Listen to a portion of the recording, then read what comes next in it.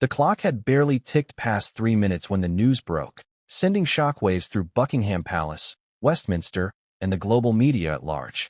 In what can only be described as an unprecedented move, a UK Member of Parliament had released a bill targeting Prince Harry directly, removing his royal title privileges and demanding an immediate repayment of $700,000 in taxes within a mere 48 hours.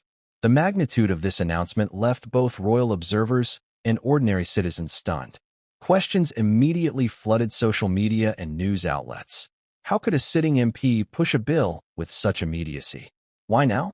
And what could this mean for the young royal who had already spent years navigating the complicated intersection of celebrity, monarchy, and political scrutiny? Before we continue, please hit the like button, subscribe to the channel, and turn on the notification bell for updates. For decades, the British royal family has existed in a bubble of tradition, protocol, and public fascination. Royal finances have always been shrouded in layers of secrecy and historical precedent, carefully protected by both law and convention. But this latest event shattered that protective veil. Suddenly, Prince Harry, a man who had made headlines for his philanthropic efforts, media engagements, and the controversial decision to step back from senior royal duties, was facing a financial ultimatum that no modern royal had encountered in recent memory. The demand was clear: pay $700,000 within 48 hours, or face consequences that could potentially reshape his position, reputation, and relationship with the institution he was born into. The initial announcement was brief but potent. The MP, whose political motivations were immediately dissected by pundits and journalists alike, outlined a direct pathway. Harry would be stripped of his privileges, and the financial obligation was non-negotiable. For many, this raised eyebrows, not simply because of the financial sum, which is enormous for most citizens but manageable for a royal, but because of the speed and decisiveness of the action. To be asked to settle such a debt in 2 days is unheard of in any governmental or royal context. Newspapers ran the story as breaking news, social media exploded with speculation, and even allies of Prince Harry were left scrambling to understand the implications of what seemed like an almost personal attack. But the story didn't just end with the headline. The details, slowly emerging, painted a picture of tension, conflict, and public spectacle. This was not simply a matter of money. It was a confrontation between individual agency and institutional authority, a clash of personal autonomy against centuries-old royal tradition. Prince Harry, once celebrated for modernizing aspects of royal life and challenging the status quo, suddenly found himself entangled in a scenario where his own decisions, finances, and public image were under intense scrutiny. Every move, every statement, and every potential reaction would be watched, analyzed, and judged, not just by journalists, but by millions of people worldwide who consume royal news like a global reality series. Historically, royals have often faced criticism, financial scrutiny, or even political pressure, but this particular situation carried a unique sense of immediacy. Most tax disputes, even involving prominent public figures, unfold over months or years, providing time to strategize, negotiate, or appeal. Yet here, Harry was given a fixed, non-negotiable 48-hour window, a scenario reminiscent of high-stakes drama rather than constitutional procedure. What legal mechanisms allowed this MP to introduce such a bill? What precedents, if any, were being cited to justify the unprecedented demand? And how would this impact Harry's relationship with the UK government, his family, and the broader public? Public fascination only intensified because of the layers of drama surrounding Prince Harry's life. Over the past decade, he had transitioned from a young royal navigating personal tragedy to an international figure constantly in the spotlight. His marriage, media presence, philanthropic ventures, and high-profile interviews had positioned him as a figure of admiration, controversy, or criticism depending on whom you asked. Yet, in this moment, Harry was no longer just a celebrity. He was a man facing an immediate test of his financial and legal autonomy, a test that seemed almost theatrical in its urgency. Many observers were quick to speculate about the motivations behind the bill. Was this a politically calculated move to curry favor with the public or a strategic maneuver against perceived royal privilege? Or was it a personal vendetta by an MP frustrated with Harry's perceived independence and detachment from traditional royal obligations? Regardless, the impact was undeniable. The bill threatened not only Harry's finances, but also the symbolic stature of his royal identity. Titles and privileges carry immense cultural and societal weight in the UK, and the potential removal of such status signals a dramatic shift in how royals can be held accountable, or perhaps how their personal choices can collide with public expectation and legal authority. As the initial shockwaves settled, the world began to piece together what this meant for Harry's immediate future. Advisors, legal experts, financial consultants, and palace insiders scrambled to calculate the options available. Could the payment be negotiated? Would delaying provoke harsher repercussions? Was there any precedent for a royal successfully resisting such a demand? Each hypothetical scenario carried implications not just for Harry, but for the monarchy as an institution, its stability, its public image, and its relationship with both the government and the public. Yet, amid the legal and political chaos, there was a human story, a man confronted by an almost cinematic crisis. Prince Harry's personal stakes could not be understated. Beyond the numbers and laws, there was reputation, legacy, and familial relationships. How would this immediate financial pressure affect his family dynamics, particularly with Prince William and King Charles, whose own views and alliances could shape the unfolding scenario? How might the public perceive Harry's response? As dutiful, defiant, desperate, or calculating? These questions set the stage for a dramatic exploration of loyalty, power, and personal resilience. The timing, too, could not be ignored. In an era where news travels instantly, the 3-minute-old report was already trending globally. Social media users shared updates, news outlets released special segments, and political commentators speculated endlessly. Within minutes, hashtags surged, memes were created, and public discourse became a swirling mix of outrage, humor, and intrigue. In a world dominated by instant reaction and viral commentary, the immediacy of the bill created a spectacle where every second counted, and every decision had weight. And yet, amid the chaos, the central question remained: how would Prince Harry navigate this unprecedented challenge? Could he muster the resources, strategy, and composure to respond effectively within the 48-hour deadline? Or would the bill mark the beginning of a new chapter in royal accountability, one where personal privilege and public expectation collide in ways never seen before?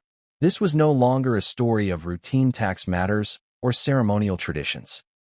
It was a high-stakes narrative with financial, legal, political, and emotional dimensions, one that demanded attention and analysis from start to finish.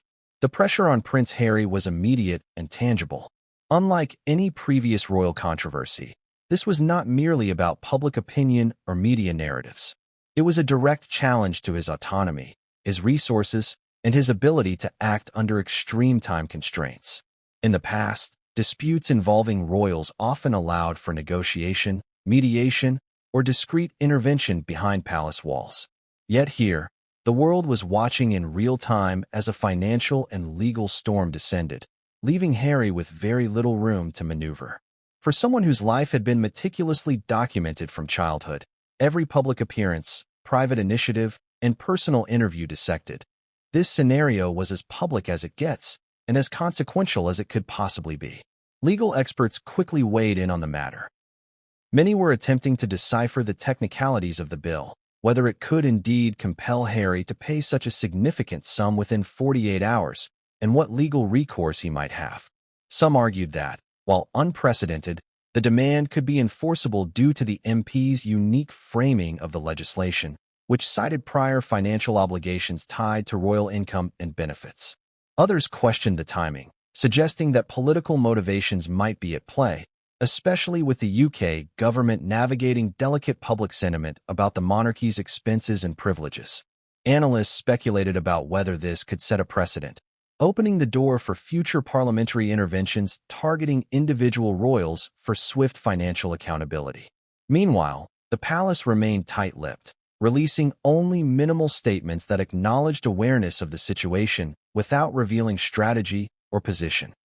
Advisors were reportedly working around the clock, engaging legal teams both in the UK and abroad, attempting to calculate options for a rapid response. The clock was ticking, and every minute brought with it heightened media scrutiny. The public followed each development like a serialized drama. Outlets ran rolling coverage, commentators debated on live panels, and social media users dissected every leaked document or offhand remark from insiders. The personal stakes for Prince Harry could not be overstated. Beyond the immediate financial impact, there was the matter of reputation. A failure to meet the 48-hour deadline could be interpreted as either a personal or institutional weakness, inviting criticism, speculation, and perhaps even long-term reputational damage. Royal titles, once removed, are seldom reinstated quickly, and public perception of a royal unable to meet such a demand could reverberate for years. Supporters worried about the potential consequences on Harry's public image, while critics seized the moment as evidence of the dangers of unchecked privilege. Interestingly, the bill also reignited debates about the monarchy's role in modern society. For decades, the royal family has been navigating the delicate balance between tradition, ceremonial duties, and public accountability. Financial transparency, ethical obligations, and the perception of equality before the law have become increasingly central to public discourse. By directly challenging Harry with a rapid tax demand, the MP was forcing a confrontation between centuries-old royal privilege and contemporary expectations of responsibility and fairness. Scholars, political commentators, and social media influencers all weighed in, debating whether this was a necessary assertion of parliamentary authority or an overreach with dramatic consequences for the monarchy as a whole. The human dimension of the story was equally compelling. Beyond the financial figures and legal arguments, there was a man facing extraordinary pressure, his personal, family, and professional life intersecting in high-stakes ways. How would Harry respond emotionally to this abrupt, high-pressure situation? Would he rely on his support network, draw upon past experiences navigating media scrutiny, or attempt to negotiate a compromise in record time? Every action would be observed, every decision amplified by a global audience hungry for updates.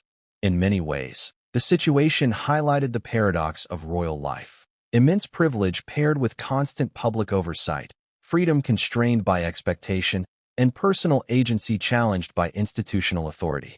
As the hours ticked away, international attention began to mount.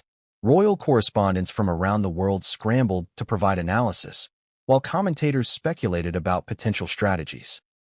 Immediate payment, staged negotiations, legal appeals, or perhaps even leveraging media appearances to influence public perception.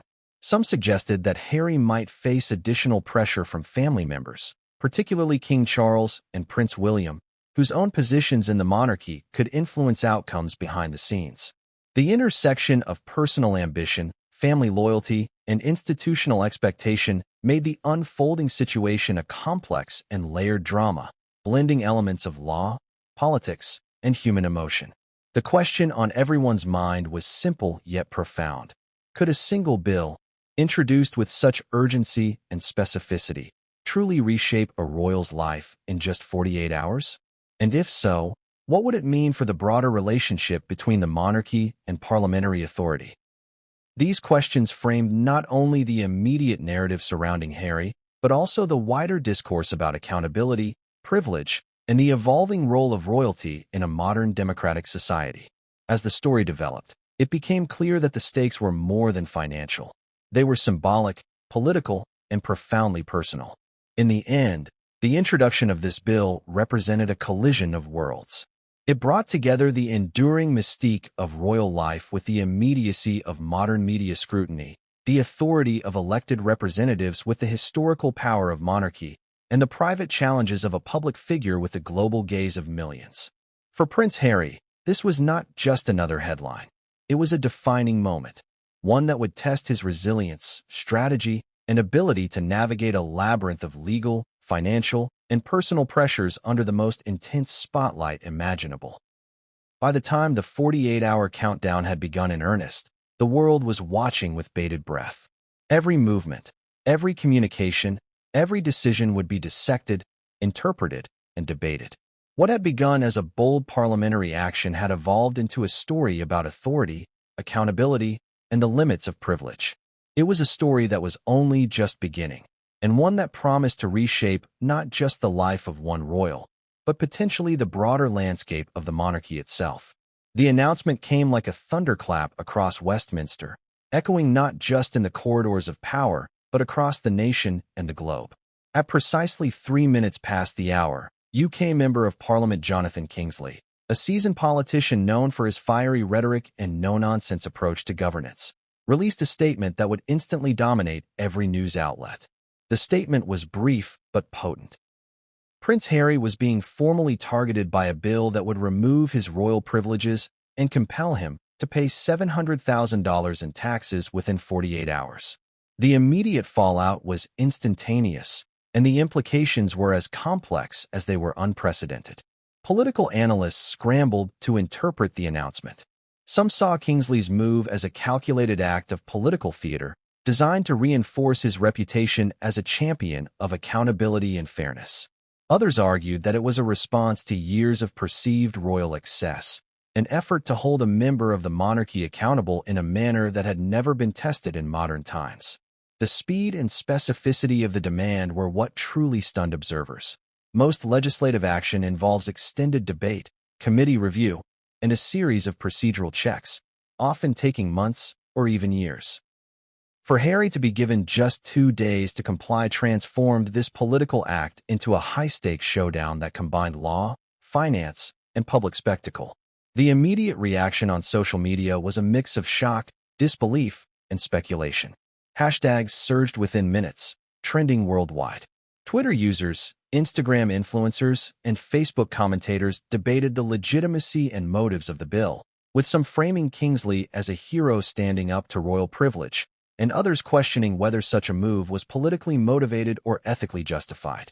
News outlets began rolling live coverage, inviting legal experts, royal correspondents, and political analysts to speculate on the feasibility of enforcing the bill and the potential consequences for Prince Harry.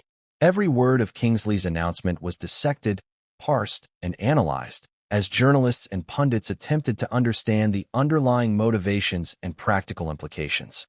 International media coverage took a slightly different approach, highlighting the geopolitical implications of the situation. Outlets in the United States framed it as a story of modern royal vulnerability, noting how even a high-profile figure with global recognition could be subjected to rapid legal and financial pressure. European media, particularly in countries with monarchies or former royal traditions, examined the bill's implications for constitutional balances, comparing it to similar instances where members of royal families faced accountability for personal finances. News networks in Asia and the Middle East focused on the spectacle of the story, emphasizing Harry's status, the urgency of the 48-hour deadline, and the unprecedented nature of the parliamentary action. Financial journalists immediately began analyzing the practicalities of the payment. Reports speculated on how Harry could mobilize assets, what mechanisms might be used to transfer funds quickly, and whether any loopholes in the royal financial framework could facilitate compliance. Analysts debated whether the sudden demand could affect investments tied to Harry's name or affiliated charities, and whether the public scrutiny might influence donor behavior or market perception. These discussions added another layer to the media frenzy, blending practical financial reporting with the larger narrative of royal accountability. The reaction among the public was polarized. Polls conducted within hours of the announcement revealed a stark division. Some citizens praised Parliament for asserting authority and holding a royal accountable, framing the action as a long-overdue display of equality before the law.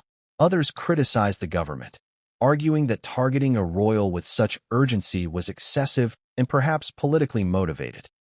Online forums and comment sections became arenas of debate, where supporters of Harry defended him, critics scrutinized his lifestyle, and legal experts attempted to educate laypeople about the intricacies of parliamentary power and royal privilege.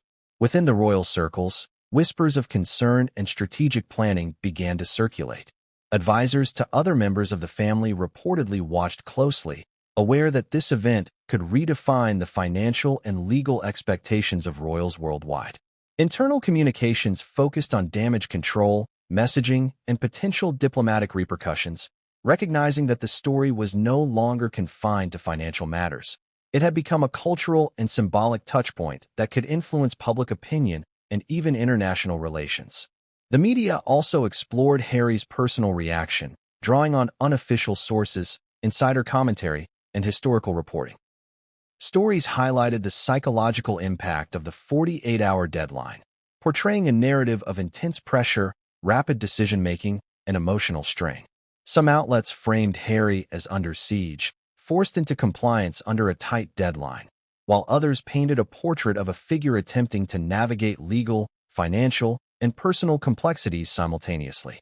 These human interest angles resonated widely, ensuring that the story transcended purely legal or financial reporting and became a global narrative of stress, responsibility, and public expectation. Experts in media influence pointed out that the coverage was compounded by the modern 24-hour news cycle. Every development, from Harry's financial team mobilizing assets to parliamentary commentary on the bill's passage, was broadcast, analyzed, and disseminated almost instantaneously.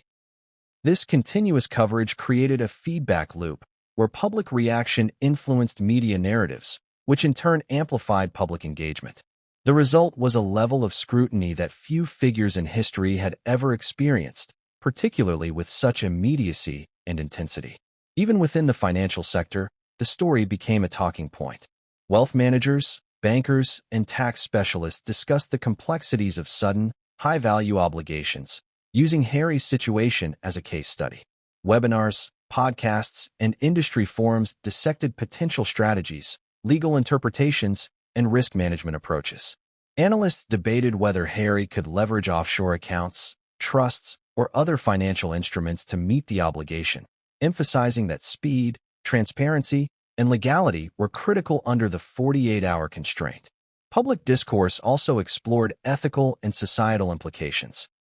Commentators debated whether it was fair for a royal to be targeted with such urgency, while others argued that the action reflected a broader societal expectation that no individual, regardless of status, should be exempt from financial accountability. Opinion pieces questioned whether the bill represented a shift toward a more egalitarian approach to governance, or if it was a symbolic gesture designed to signal parliamentary authority. Across these discussions, Harry's case became a focal point for conversations about privilege, responsibility, and public perception. The media frenzy reached its peak when outlets began live coverage of Harry's potential compliance or resistance. Speculation about asset liquidation, emergency financial transfers, and internal royal communications fueled continuous reporting. Even minor details, a delayed meeting with advisors, a rumored bank transfer, or a statement from a parliamentary spokesperson, were amplified, dissected, and broadcast globally. Social media hashtags trended internationally, tying together news coverage, public commentary, and meme culture into a single, overwhelming narrative. In parallel, political analysts debated the bill's timing and intent. Was it purely about financial accountability, or did it serve as a broader statement about parliamentary authority over the monarchy? Commentators drew on historical precedent, noting that while the monarchy traditionally enjoys privileges, there have been moments where Parliament asserted financial oversight, often triggering long-term institutional change. These discussions positioned Harry's case not merely as an isolated incident, but as a potentially transformative event in the evolution of modern monarchy. As the 48-hour deadline approached, the media frenzy intensified further. Every step taken by Harry, whether financial, legal, or personal, was scrutinized. Analysts projected outcomes, speculated on compliance strategies, and debated potential consequences for both the prince and the monarchy. Public forums became incubators for discussion, criticism, and support, creating an environment in which Harry's actions were not only a legal obligation, but also a symbolic performance subject to global judgment. The global reaction underscored the unprecedented nature of the situation. No modern royal had faced a simultaneous convergence of legal pressure, financial demand, and media scrutiny at this scale and speed. Every decision, every transfer, every statement was amplified across multiple platforms, influencing public perception, political discourse, and even financial markets. For Harry, This was not merely a matter of paying a sum of money. It was a high-stakes test of strategy, resilience, and global image. Ultimately, the media frenzy served as both a magnifying glass and a pressure cooker. It highlighted the complexity of Harry's challenge while intensifying the urgency of compliance. The story transcended its immediate financial and legal dimensions, becoming a global spectacle that blended politics, media, history, and human drama into a narrative that captivated millions. The world watched, analyzed, and debated, creating a backdrop of scrutiny and pressure that shaped every subsequent action taken by Harry and his advisors.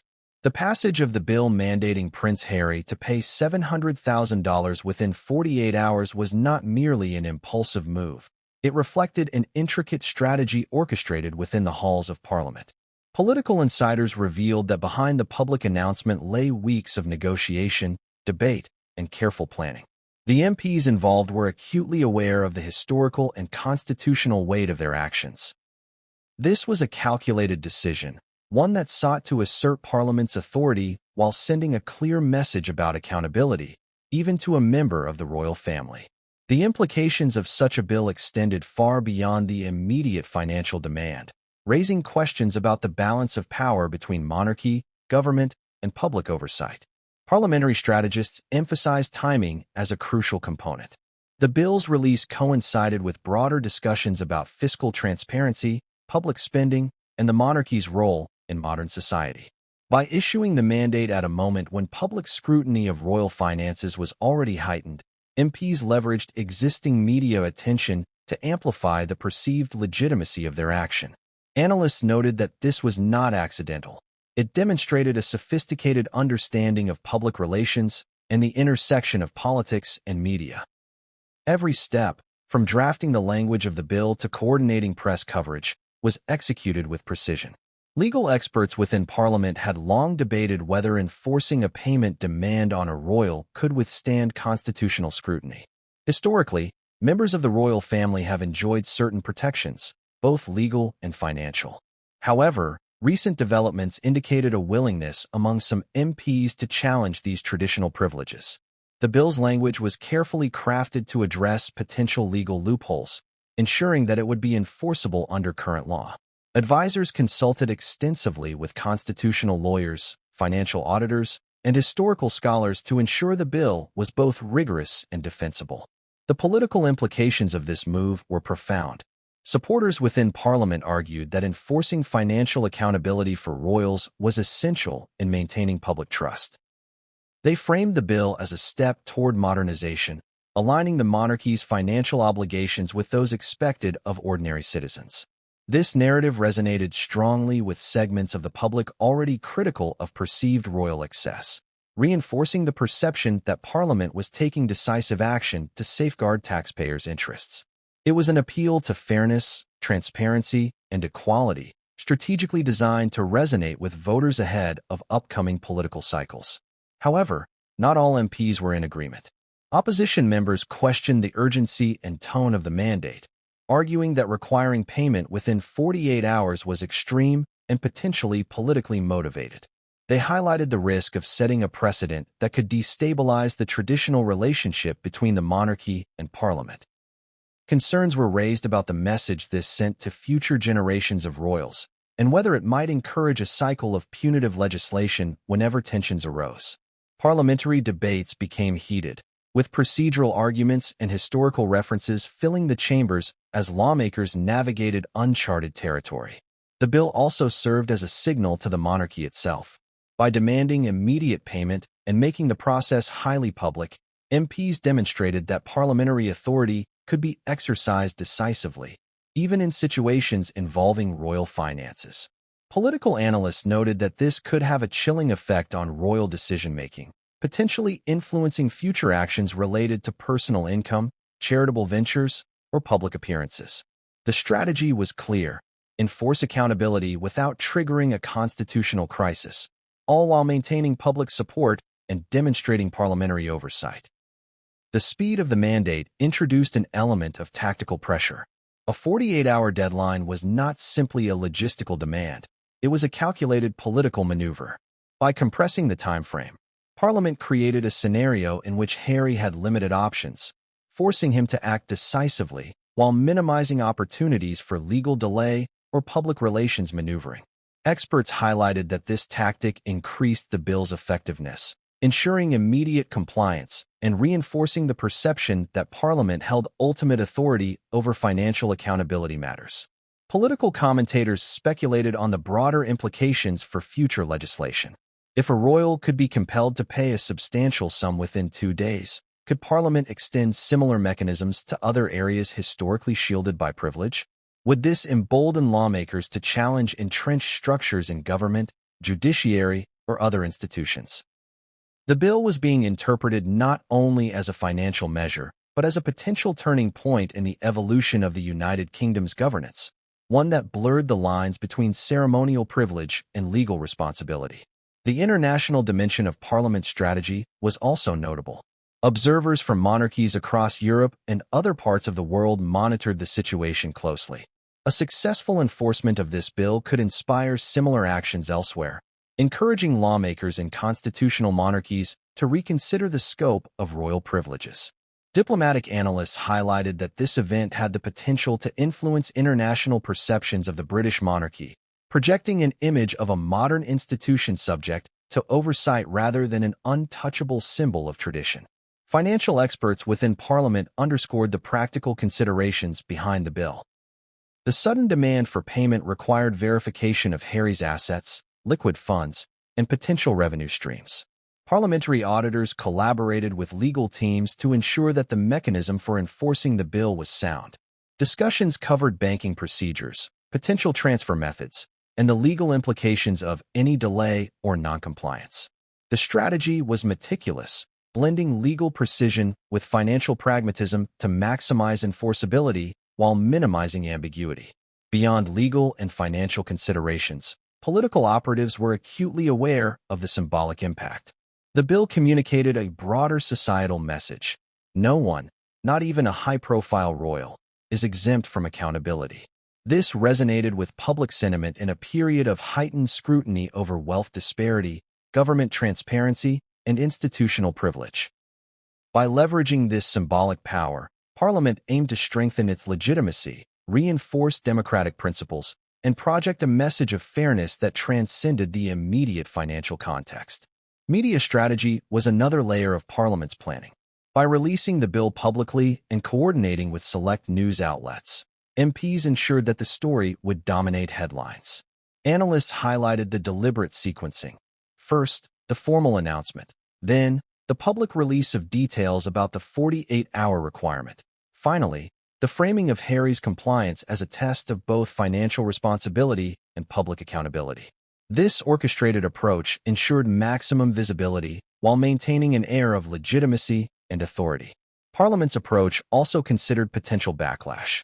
Strategists anticipated that royal supporters, political opponents, and international observers might criticize the bill.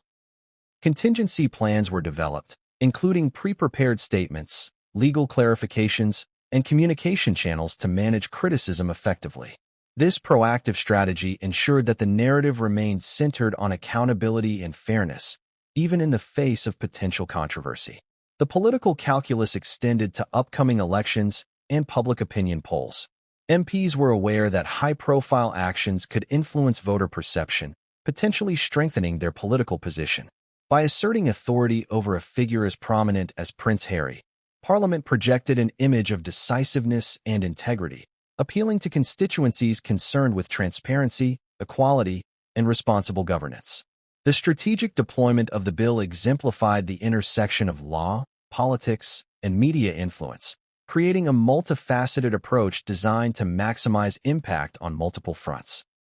Ultimately, the bill represented a convergence of legal precision, political strategy, media manipulation, and public messaging. Every detail, from timing and drafting to enforcement and public framing, was meticulously planned to ensure both immediate compliance and long-term symbolic impact. Parliament's actions were a reminder that authority, even in the context of centuries-old traditions, could be exercised decisively and effectively, shaping public perception, reinforcing institutional power, and challenging the boundaries of privilege. The moment the news broke that Prince Harry was being mandated to pay $700,000 within 48 hours, his legal team sprang into immediate action. Sources close to the situation confirmed that the prince's lawyers convened an emergency strategy session almost as soon as the bill was released publicly. The urgency was palpable. 48 hours is an incredibly tight window to mobilize resources, assess financial obligations, and formulate legal arguments, particularly when the matter involves parliamentary authority, constitutional law, and the complex web of royal privileges.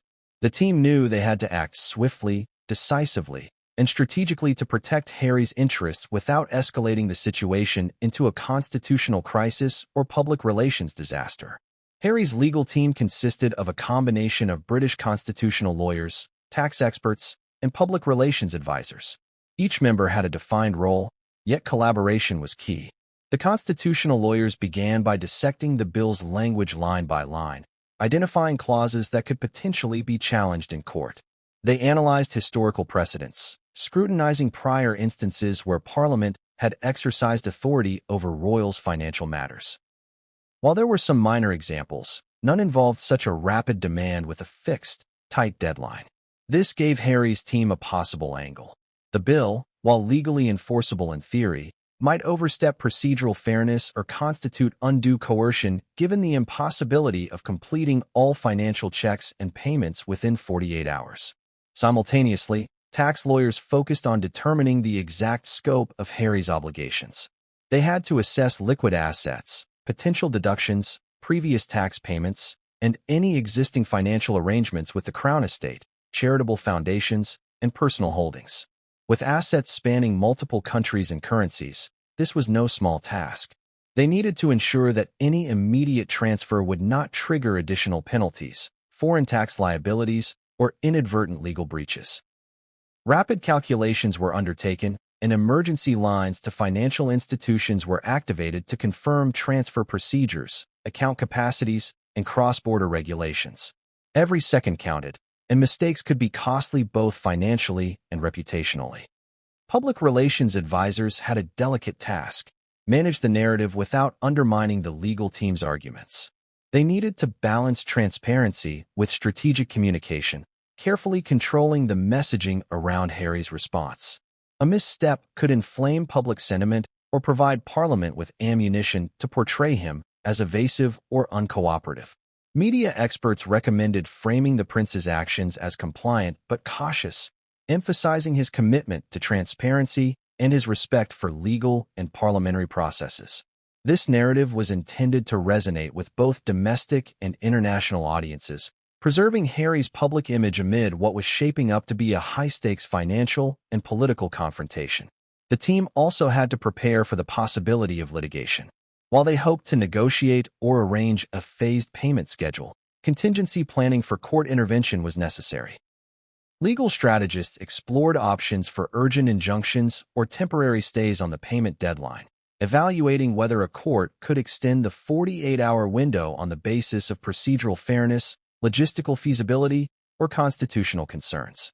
They reviewed historical instances where emergency injunctions had been granted in civil and constitutional matters, analyzing patterns of judicial reasoning and potential outcomes.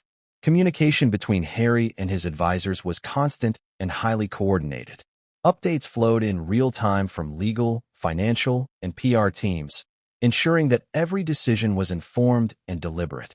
The prince himself was reportedly closely involved, reviewing documents, attending briefings, and providing guidance based on his understanding of the situation.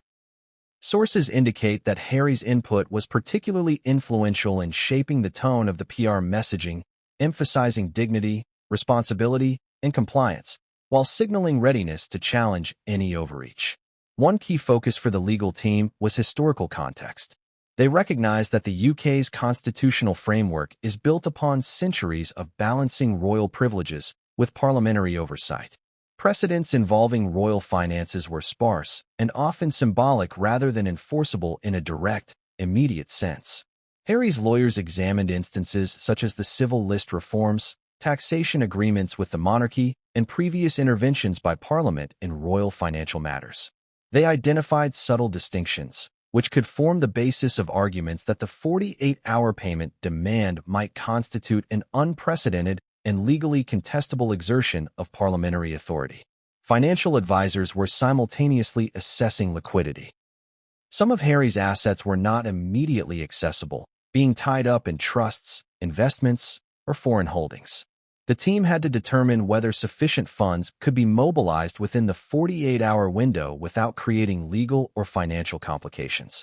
Coordination with banks, auditors, and trustees became critical. Emergency authorization letters were drafted, account balances verified, and cross-border transaction capabilities assessed. Even minor delays in communication or verification could jeopardize compliance within the tight deadline, making each action crucial. Another layer of preparation involved anticipating public perception and potential backlash. Media analysis suggested that Parliament's rapid enforcement could be portrayed in two contrasting ways, as a triumph of accountability or as political overreach. Harry's team aimed to navigate this narrative carefully, highlighting his willingness to comply, his respect for parliamentary authority, and his commitment to transparency. At the same time, they sought to underscore the exceptional nature of the 48-hour mandate, framing it as an unrealistic expectation in modern financial and legal contexts. Legal advisors also explored the constitutional implications of noncompliance.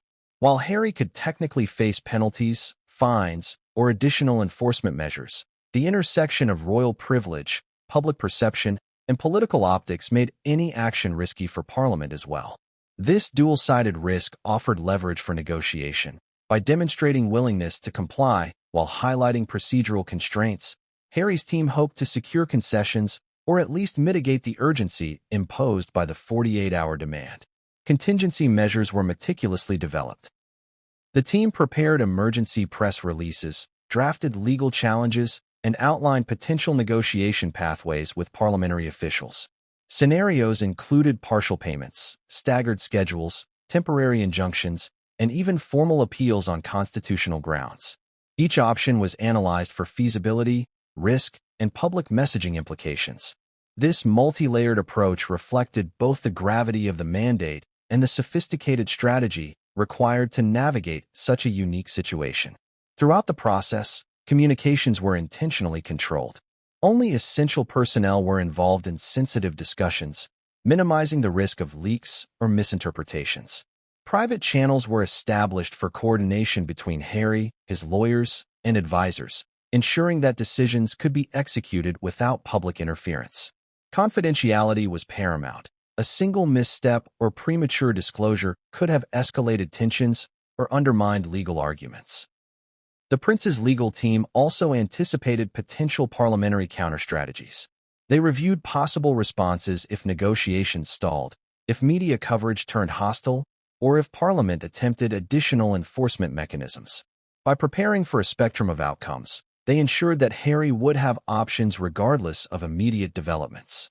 This proactive mindset exemplified a high-stakes legal strategy, blending constitutional expertise, financial acumen, and media awareness into a cohesive defense plan. In the midst of all this, Harry himself reportedly experienced intense pressure. Sources suggest that the 48-hour deadline created a sense of urgency that was both professionally and personally taxing.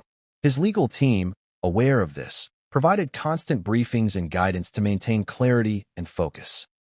They emphasized measured responses, careful compliance, and strategic communications, aiming to preserve Harry's credibility and authority in a situation that could easily spiral out of control. By the end of the first day following the bill's release, Harry's legal and financial teams had established a comprehensive response framework. Lines of communication with Parliament were tentatively opened, potential payment mechanisms confirmed, and public messaging strategies drafted. The groundwork was laid for immediate action, ensuring that, despite the extraordinary 48-hour mandate, the prince would be positioned to navigate the unprecedented situation effectively. The scenario exemplified the delicate interplay of law, politics, finance, and media in modern high-profile cases.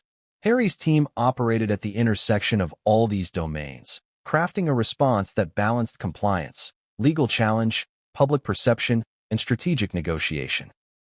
The coming hours would test every aspect of their preparation, and the prince's ability to meet the deadline without compromising legal or financial integrity would prove critical to the outcome of this unprecedented parliamentary action.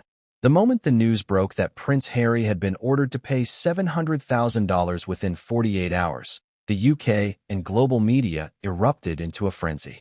Headlines across newspapers, online platforms, and social media feeds painted a picture of a constitutional showdown, mixing financial accountability with royal intrigue. Within minutes, trending topics on Twitter, Instagram, and Facebook were flooded with discussions ranging from outrage and disbelief to fervent speculation about the prince's next move. The public's reaction was swift, emotional, and, in many ways, unpredictable, a reflection of the complex relationship the monarchy has with both the media and the populace in the 21st century. Major UK newspapers led with dramatic headlines. Prince Harry faces unprecedented tax demand, 48 hours to pay.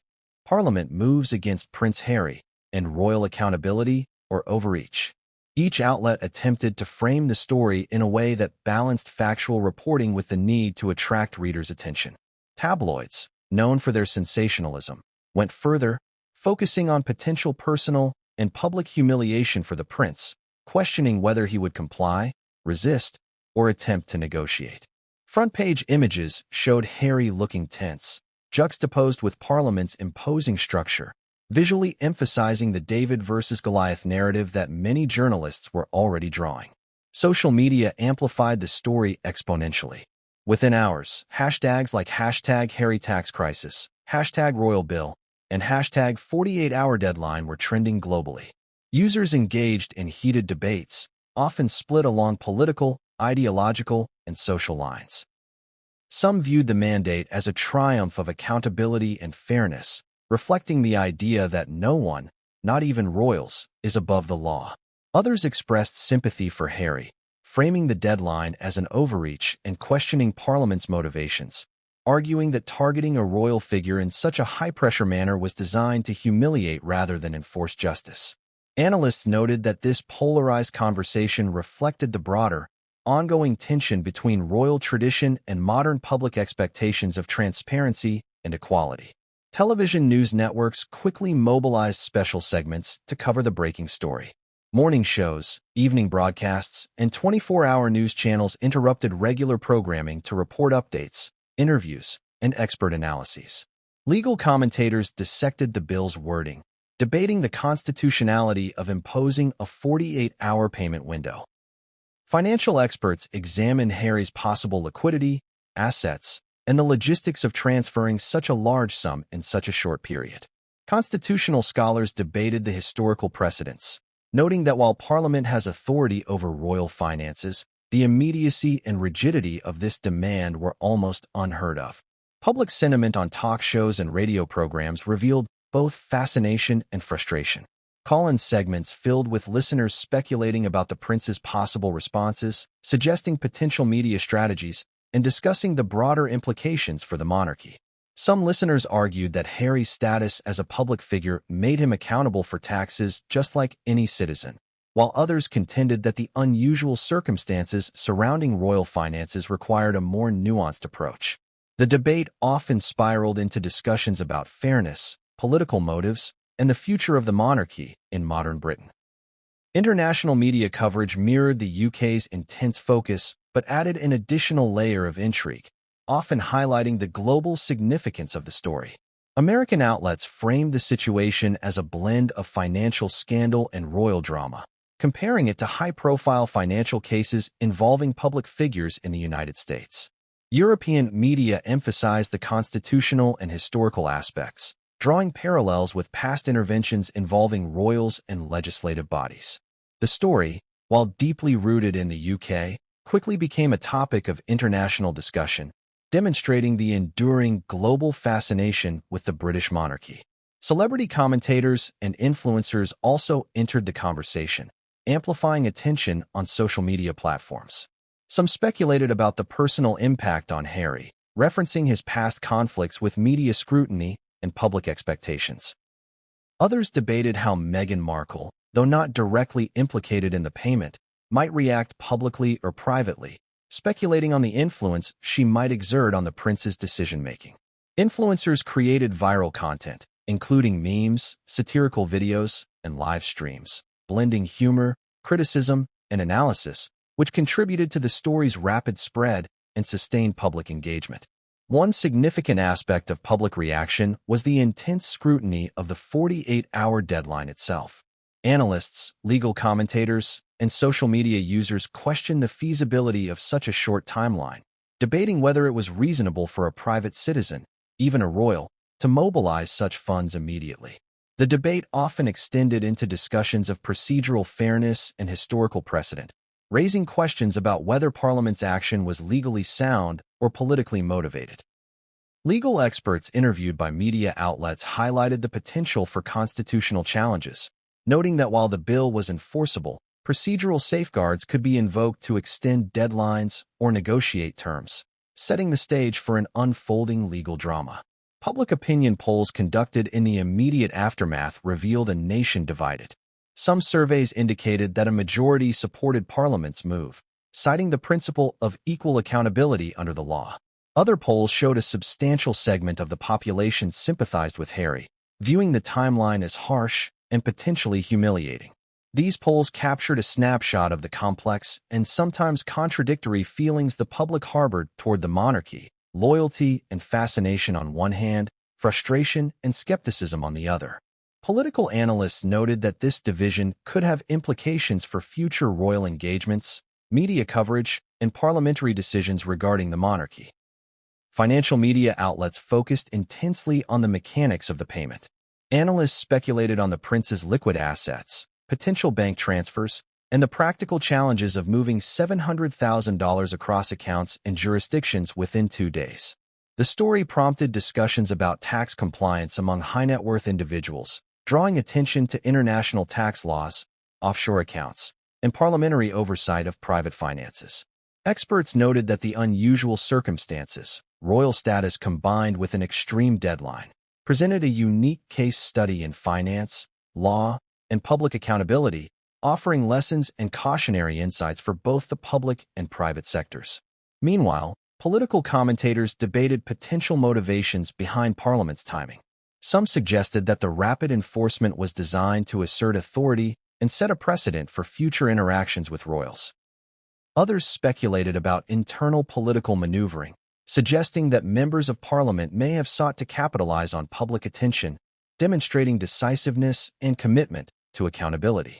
Analysts also highlighted the optics of timing, noting that the 48-hour window coincided with broader parliamentary discussions on public finance, taxation, and constitutional reform, potentially amplifying the symbolic impact of the action against Prince Harry. Social media campaigns also emerged, some supporting Harry and others criticizing him. Advocacy groups, online forums, and fan communities mobilized to comment, share updates, and analyze every public statement from both the prince and Parliament. Influencers hosted live discussions, inviting experts to weigh in on constitutional, legal, and financial perspectives, creating a continuous feedback loop of analysis, opinion, and public engagement. Viral content, including videos of legal experts breaking down the bill, animated explainers of Harry's potential responses, and social media polls, contributed to a sense of collective participation, making the public feel directly involved in the unfolding drama. International reactions also highlighted contrasting cultural perspectives on royalty and accountability. Countries with constitutional monarchies, republics, or hybrid systems offered commentary on how unusual the 48-hour mandate was within the context of global governance and royal oversight. Media outlets in Europe, North America, and Asia compared the situation to financial accountability measures for public figures in their own nations, drawing broader conclusions about transparency, privilege, and the evolving role of monarchy in modern societies. This international lens added pressure on Harry and Parliament alike, emphasizing the high-profile nature of the issue and its potential reputational consequences beyond the United Kingdom. Amid the media storm, public speculation extended into hypothetical scenarios. Opinion pieces and social media debates explored whether Harry would comply fully, seek legal injunctions, negotiate an extension, or publicly appeal to Parliament for leniency. The story was framed in dramatic terms, often likened to a high-stakes thriller with intense scrutiny of timing, procedure, and potential outcomes. Analysts predicted that the next 48 hours would dominate headlines, dominate social media trends, and captivate global attention, effectively turning a financial obligation into a narrative of suspense, constitutional drama, and royal intrigue.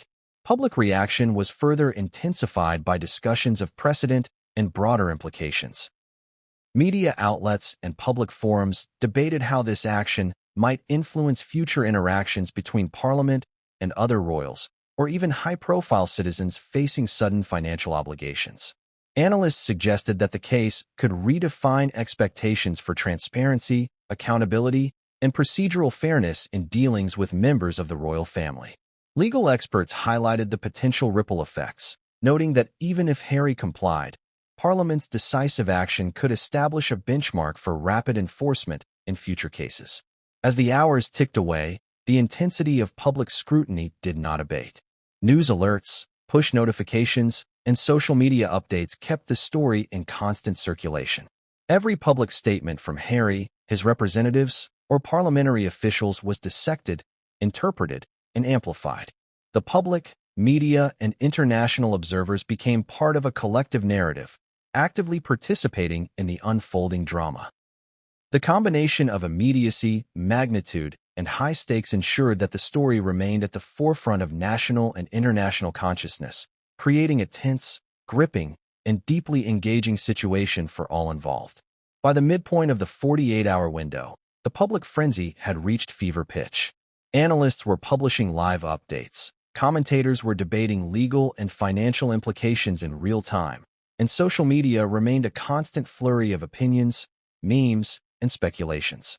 The world was watching as Prince Harry navigated an unprecedented convergence of financial obligation, legal scrutiny, and public attention, a situation that highlighted not only the complexities of modern monarchy, but also the power of media, public opinion, and rapid information dissemination in shaping high-profile narratives.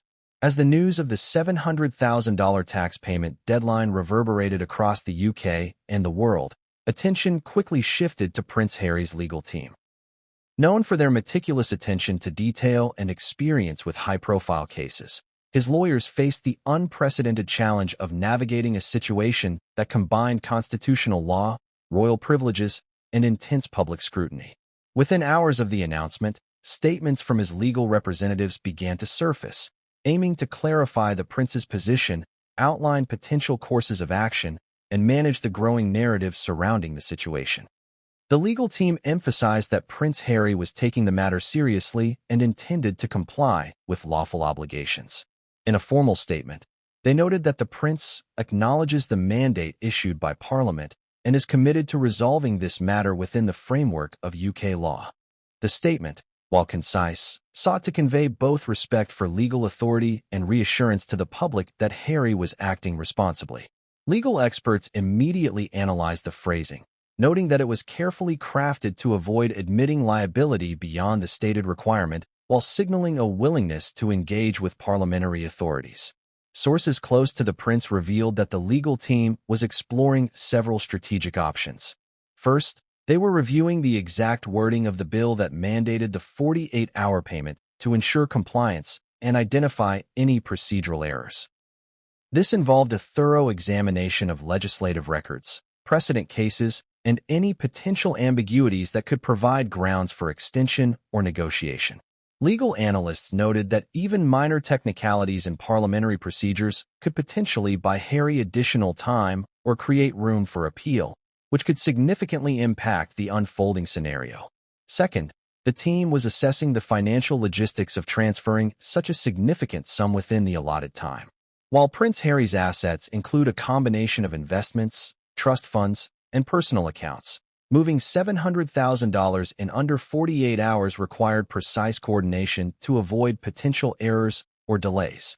Accountants and financial advisors worked in tandem with lawyers to ensure that any transfer adhered strictly to legal and financial regulations, maintaining transparency and accountability while minimizing the risk of public controversy. The legal team also prepared contingency strategies, anticipating potential challenges that might arise if Harry could not meet the deadline due to logistical constraints or unexpected procedural obstacles. Discussions reportedly included seeking emergency judicial relief, negotiating extensions, or even exploring alternative forms of settlement. Each potential scenario was being evaluated not only for legal feasibility, but also for public relations impact, recognizing that any perceived evasion or delay could trigger media backlash and further complicate the prince's position. Public relations considerations were an essential component of the legal response. Communications specialists were actively monitoring media coverage and social media discussions, ensuring that any statement from Harry's team would be disseminated effectively and framed positively. This included drafting press releases, coordinating interviews, and preparing talking points for potential media engagements. The goal was to project transparency, responsibility, and composure, mitigating the risk of reputational damage while reinforcing the narrative that the prince was acting in good faith under extraordinary circumstances. Legal experts weighing in on television and radio programs noted the unique complexity of the case. Unlike typical tax enforcement actions, this situation involved a sitting member of the royal family, which introduced questions of constitutional authority, public expectations, and historical precedent. Analysts highlighted that the 48-hour deadline was unusual and could be subject to judicial review, raising possibilities for negotiation or legal challenge. Discussions also included comparisons to previous instances where royals or high-profile individuals faced sudden financial demands, providing context for understanding potential strategies and outcomes. Inside sources indicated that Harry's legal advisors were in constant communication with parliamentary officials, aiming to clarify requirements and explore options for procedural compliance. These discussions reportedly included verifying the exact date and time of the deadline, confirming acceptable payment methods, and ensuring that all legal obligations were met without inadvertently violating other statutes. The careful attention to detail reflected an acute awareness that any misstep could have both legal consequences and political ramifications. As part of their strategy, the legal team also prepared public messaging to address potential criticism. Anticipating scrutiny from media outlets, social media commentators, and political adversaries, they drafted statements emphasizing Harry's commitment to fairness, legality, and transparency. This included highlighting his history of charitable giving, responsible financial management, and adherence to prior tax obligations. By framing Harry's compliance within a broader context of responsible conduct, the team aimed to counter narratives portraying the prince as evasive, privileged, or disconnected from public expectations. Contemporaneously, private discussions with advisors considered the broader impact of any public legal maneuvers. Analysts noted that delaying payment or invoking procedural loopholes, while legally defensible, could inflame public opinion and provide fodder for media criticism. Conversely, a prompt and orderly payment would reinforce the perception of accountability and respect for the law, even amid the extraordinary circumstances surrounding a royal figure facing such an unprecedented deadline. The balance between legal strategy and public perception was therefore a critical consideration in all deliberations. Reports also suggested that Harry's legal team was actively reviewing international legal frameworks. Given that some of the prince's assets were held outside the UK, they assessed whether cross-border transactions could meet the 48-hour requirement. This involved coordination with foreign banks, financial institutions, and compliance officers to ensure that transfers would be recognized under UK law and completed within the specified time frame. Legal advisors noted that even minor delays or errors in international transfers could trigger questions of compliance, further emphasizing the high-stakes nature of the situation. In addition to legal and financial preparations, Harry's team considered potential personal and familial consequences. The prince reportedly consulted closely with family members, balancing the need to comply with parliamentary mandates while managing the intense media scrutiny and personal stress. Sources indicated that Harry sought advice on both practical matters, such as payment logistics, and broader reputational considerations, reflecting the multifaceted challenges of navigating legal obligations under global attention. Observers also speculated about possible negotiation tactics.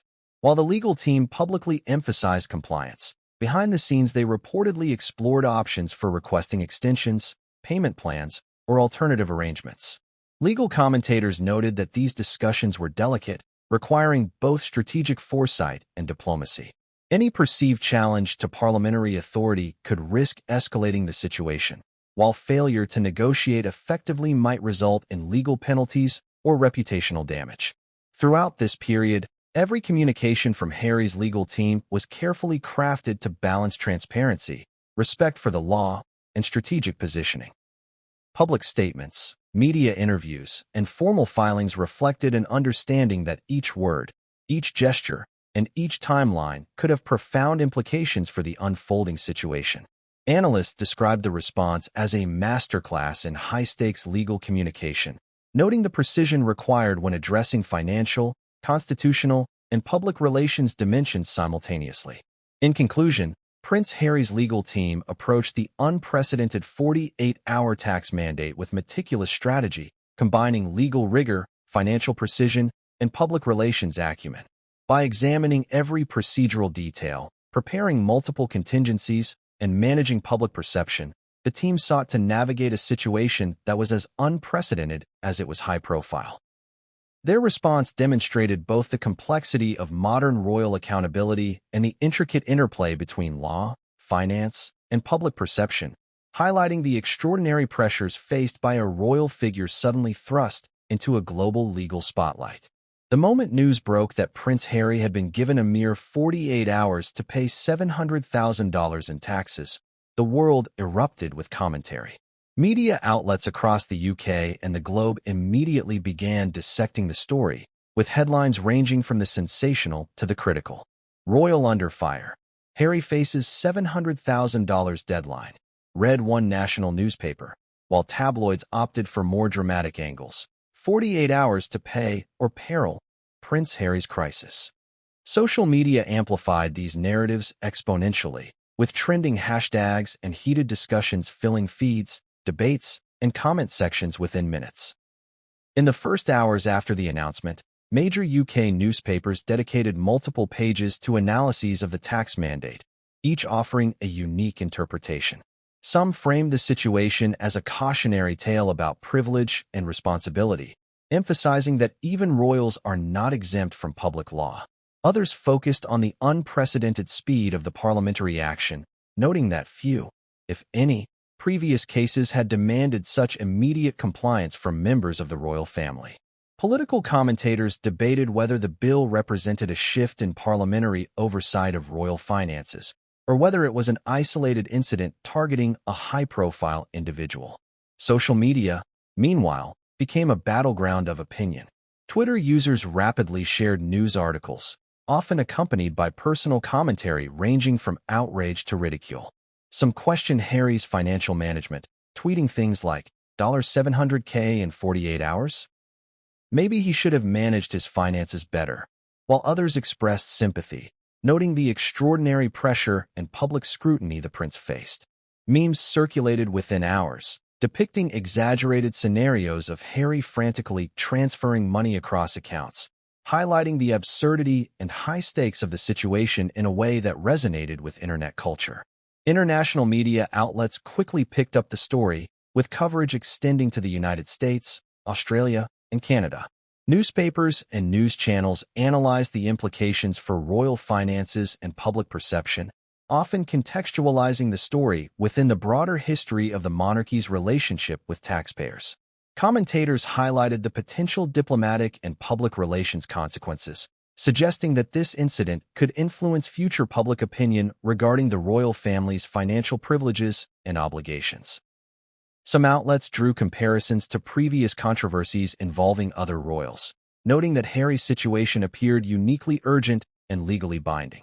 Political analysts weighed in extensively, with several framing the tax mandate as a test of parliamentary authority and governance.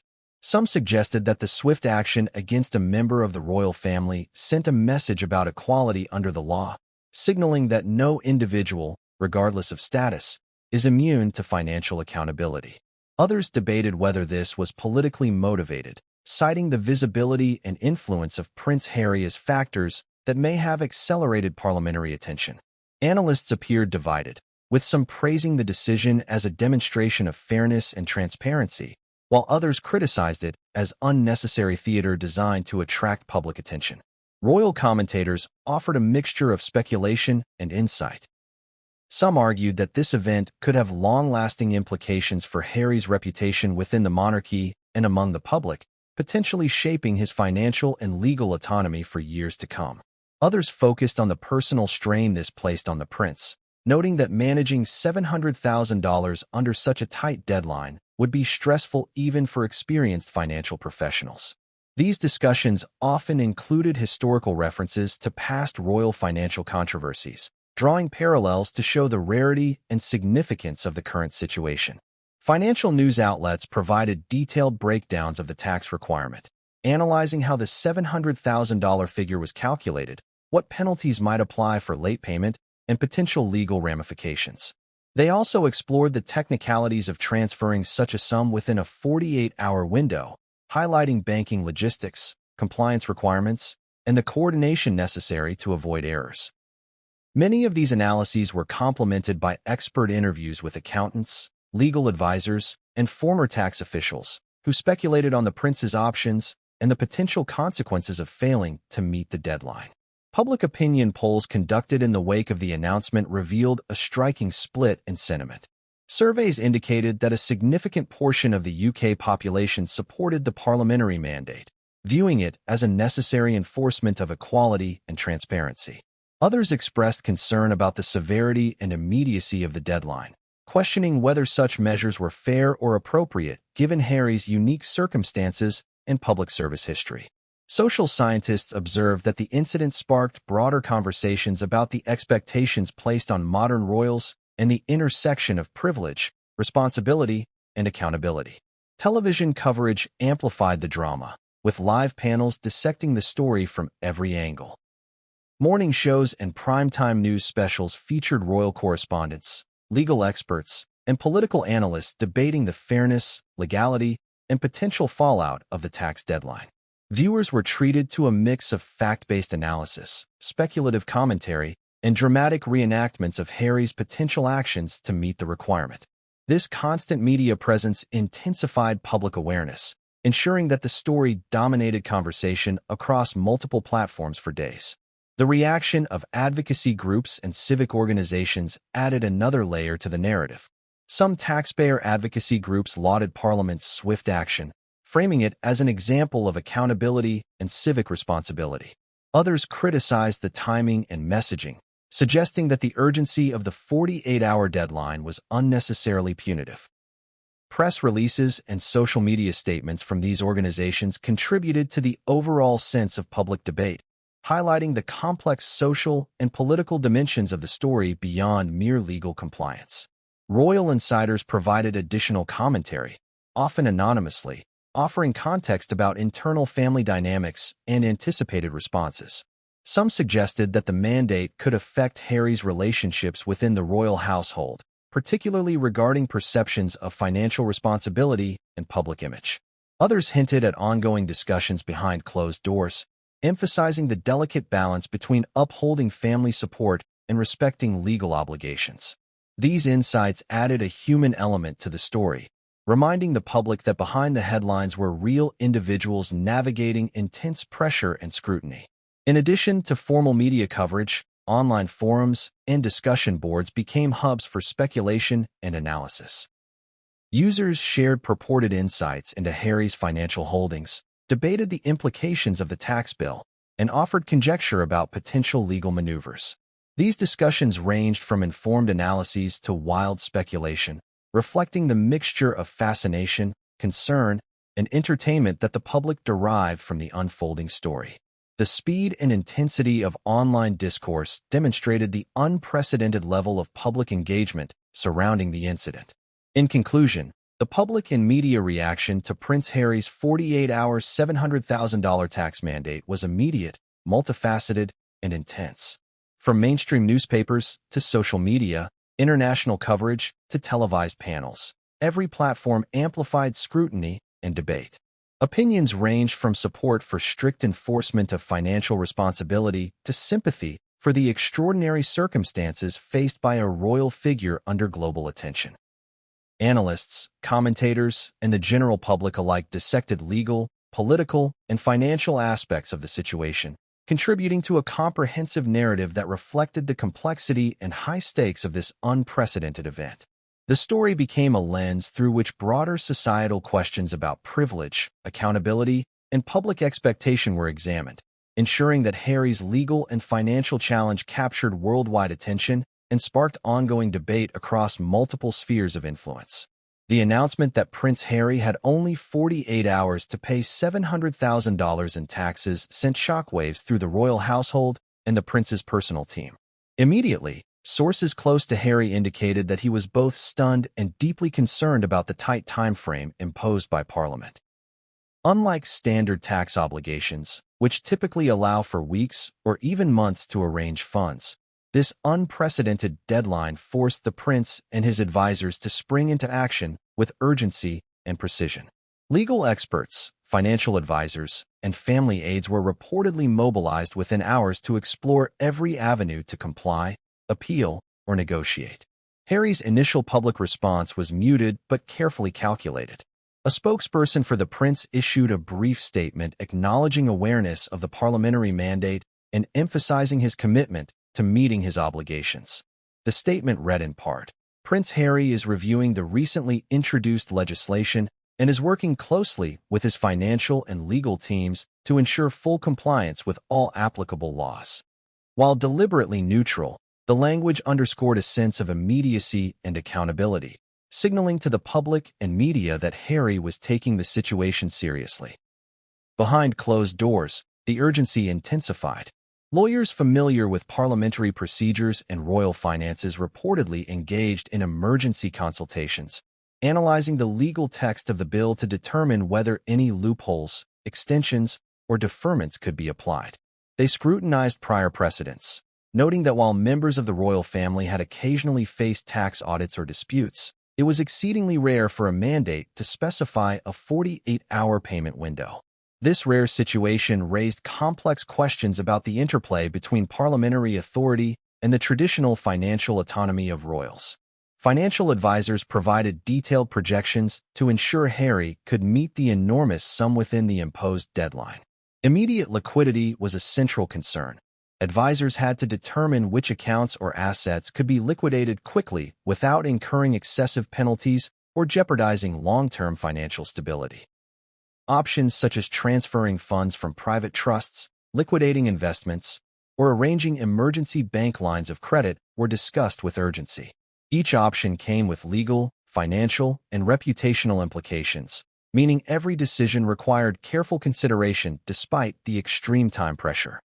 Financial analysts and royal commentators weighed in extensively, emphasizing the logistical and psychological pressure placed on Prince Harry. Many noted that arranging $700,000 within 2 days is a challenge for any individual, regardless of net worth. Analysts highlighted the complexities associated with royal finances, including the use of private trusts, investments, and international assets, all of which require careful management and often cannot be liquidated instantly without legal and tax implications. The combination of urgency, scrutiny, and scale made this an extraordinary scenario, drawing parallels to high-stakes financial crises in corporate or governmental contexts. In addition to analytical coverage, satire and humor became a prominent part of the public discourse. Late-night talk shows, political cartoons, and social media memes quickly capitalized on the drama, often exaggerating Harry's alleged panic or imagining elaborate escape plans. These humorous interpretations served both to entertain and to provide a cathartic outlet for audiences processing the unusual nature of the event. Memes depicted clocks ticking down ominously, royal couriers rushing through palace corridors, and Harry consulting bankers frantically, often blending fact with playful exaggeration. The political sphere also weighed in, with members of parliament, political commentators, and civic organizations issuing statements. Supporters of the bill framed it as a reinforcement of democratic principles, highlighting that no individual, regardless of social status, should be immune from financial obligations.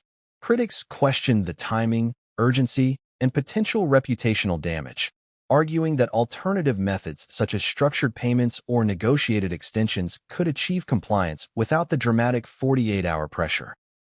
Parliamentary debates continued to analyze the broader implications for royal finance and precedent, often referencing historical examples where members of the royal family faced scrutiny or legal action, though none with such immediacy. International media followed the story closely as well, noting the symbolic importance of the event within the context of monarchy and governance.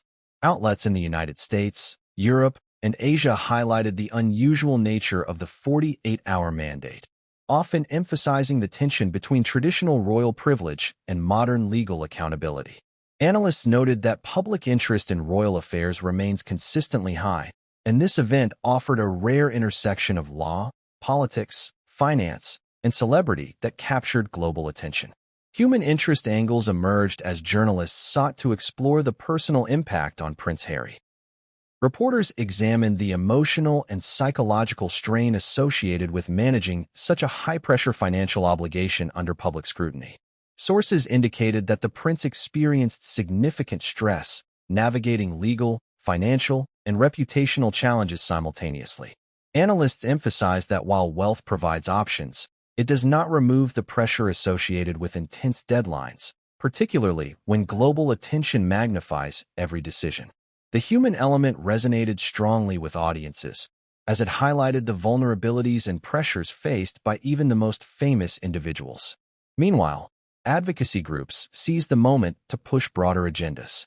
Organizations focused on tax fairness, wealth distribution, and public accountability used the story to emphasize systemic issues. Campaigns underscored that the scenario raised important questions about transparency in royal finances and the obligations of wealthy individuals toward society. While these groups applauded the enforcement of the mandate, they also highlighted that systemic reform, rather than isolated incidents, is necessary to ensure fairness and consistency in taxation. The media frenzy also prompted intense scrutiny of Harry's financial history, philanthropic engagements, and sources of income. Articles and opinion pieces revisited past controversies, including prior financial disputes, investments, and income streams, analyzing whether the prince had fully complied with tax obligations historically. While most coverage remained speculative, some outlets provided detailed timelines and financial assessments, attempting to contextualize the 48-hour mandate within a broader narrative of accountability and responsibility. Public reaction ultimately created a dual narrative, one emphasizing legal fairness and societal accountability, and another highlighting perceived overreach and pressure on an individual under extraordinary circumstances. Both narratives competed for attention in media coverage, social discourse, and political commentary, reflecting broader debates about privilege, responsibility, and transparency in modern society. Audiences engaged deeply, sharing opinions, debating fairness, and analyzing the implications for monarchy, governance, and public expectations. In conclusion, the public reaction and media frenzy surrounding Prince Harry's $700,000 tax mandate within 48 hours was immediate, intense, and multifaceted. It encompassed a spectrum of responses, from admiration for accountability to concern over the unprecedented pressure imposed.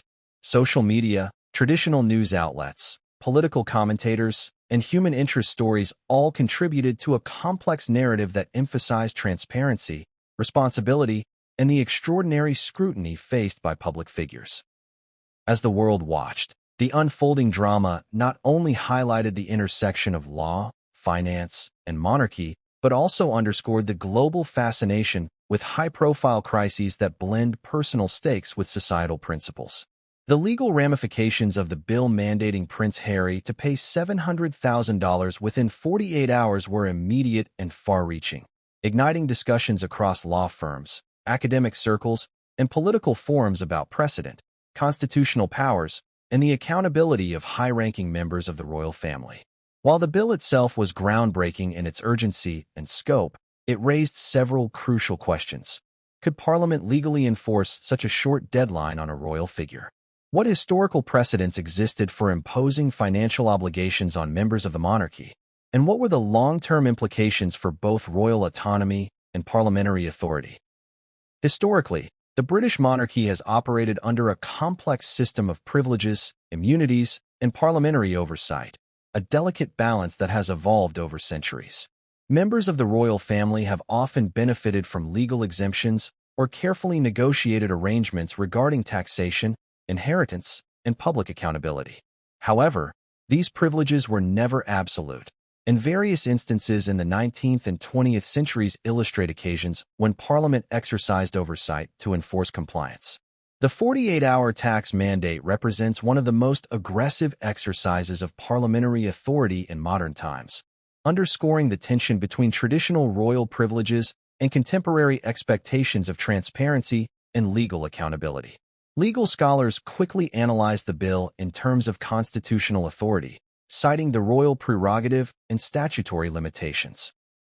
Some experts argued that Parliament's ability to impose a financial penalty of this magnitude within such a constrained timeframe was unprecedented. The discussion centered on whether the bill constituted a lawful exercise of taxation powers or an extraordinary measure aimed specifically at Prince Harry. Critics highlighted that targeting a single individual with a rigid deadline could be construed as punitive or politically motivated, potentially opening the door to legal challenges in higher courts.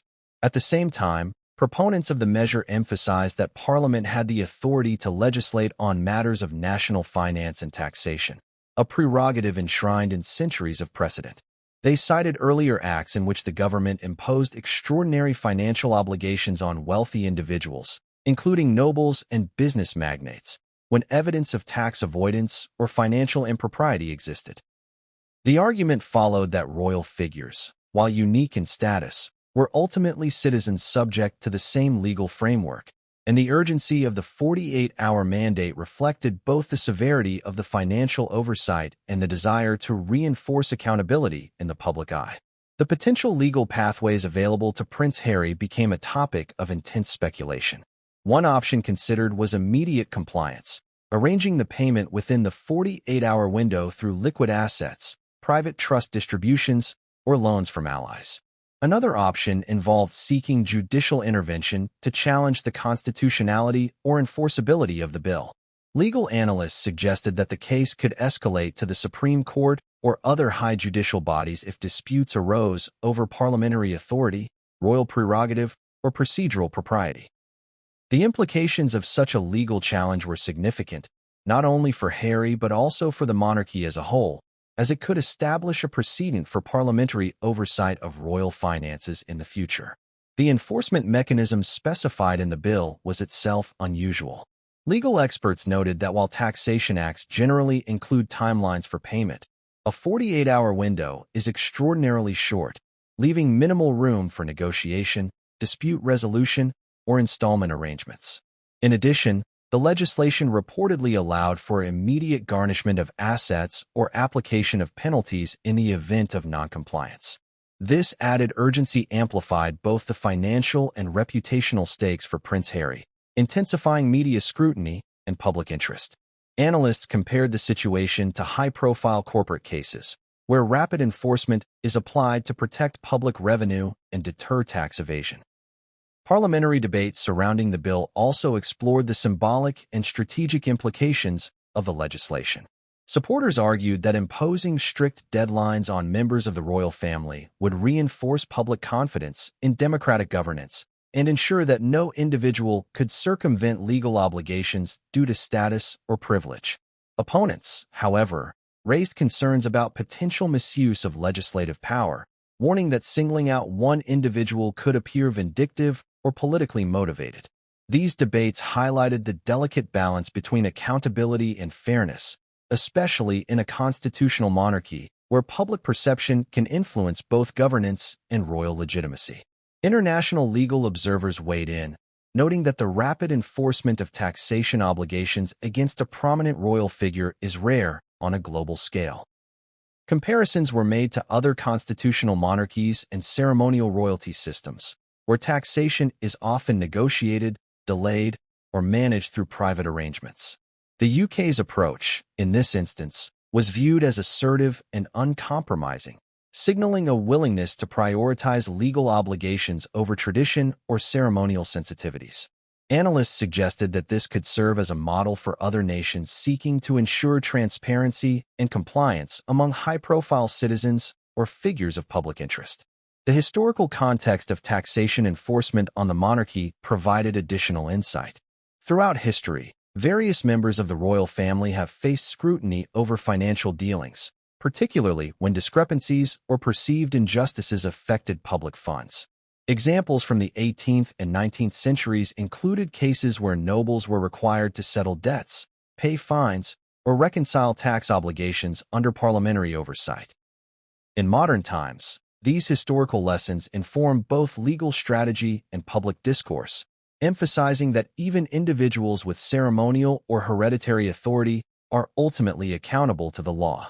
Legal commentators also analyzed potential consequences beyond the immediate payment of $700,000.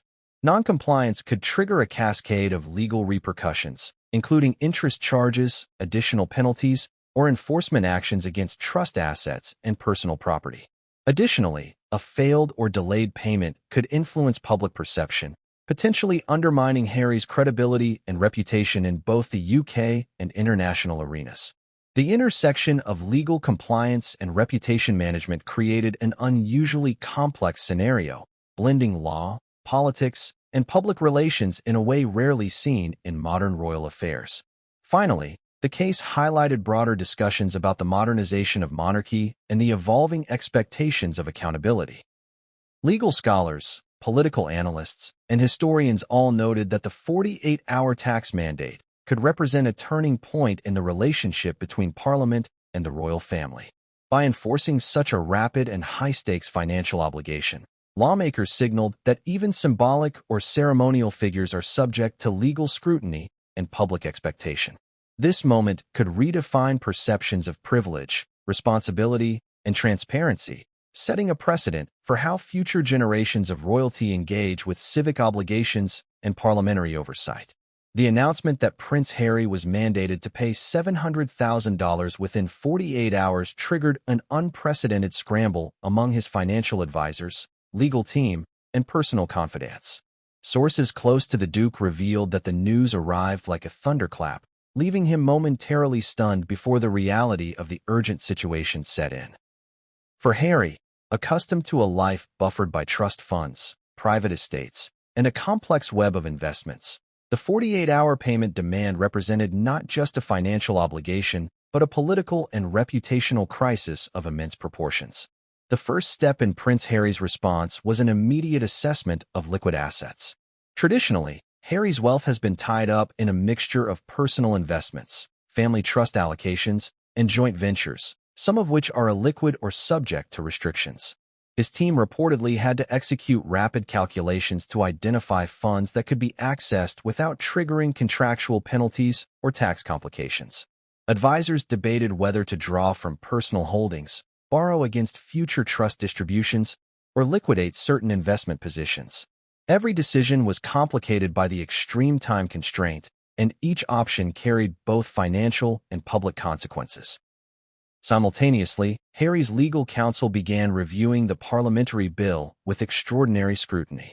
Legal experts dissected the language of the bill line by line, evaluating the enforceability of the 48-hour deadline, potential grounds for appeal, and any procedural loopholes that might buy additional time.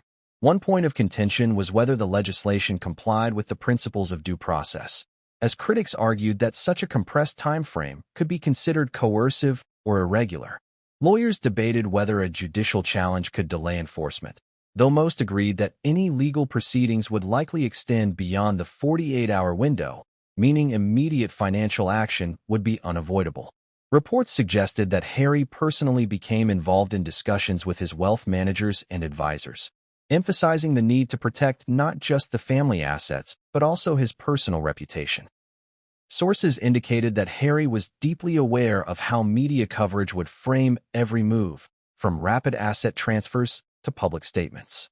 A misstep could be portrayed as either evasive or negligent, intensifying scrutiny from both British tabloids and international outlets. The pressure to act decisively, yet cautiously, created a tense atmosphere reminiscent of crisis situations in high-stakes corporate or political environments. Strategically, Harry's team evaluated several immediate funding options. One approach was to liquidate select investment holdings, a move that would generate the required cash but might trigger losses or penalties depending on market conditions and the terms of the investment. Another option involved drawing from personal trust allocations, which required careful navigation of trust agreements and coordination with trustees to ensure compliance. A third avenue considered the possibility of a private loan, leveraging future income or assets as collateral. Each option carried risks, and advisors had to weigh speed against potential long-term financial impact. In parallel, Harry reportedly engaged in discussions with key family members and allies, seeking guidance and support in navigating the unprecedented mandate. These discussions were not purely financial. They also involved deliberations on public messaging, reputational defense, and coordination with media contacts to mitigate negative coverage.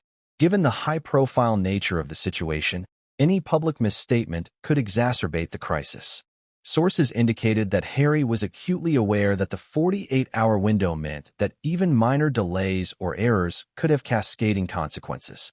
The 48-hour mandate also prompted internal stress within Harry's team.